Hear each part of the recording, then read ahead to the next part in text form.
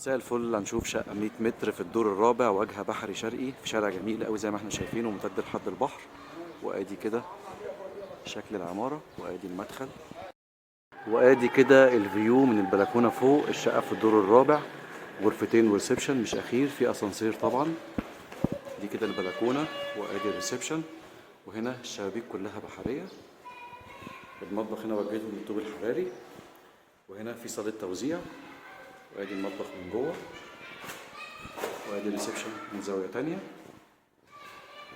وبعدين عندنا غرفتين النوم والحمام. دي كده أول غرفة نوم، الفيو بتاعها مفتوح على الممرات بين العمارات. وهنا كده في غرفة النوم التانية، وشباكها برضه بحري على ممرات مفتوحة. وهنا كده الحمام. إجمالي مساحة الشقة 100 متر، غرفتين وريسبشن وصالة توزيع، في الدور الرابع، مسجلة في الجمعية، فيها عداد كهرباء، فيها أسانسير، والعمارة فيها عداد مية مجمع. شاطئ النخيل العجمي 6 أكتوبر.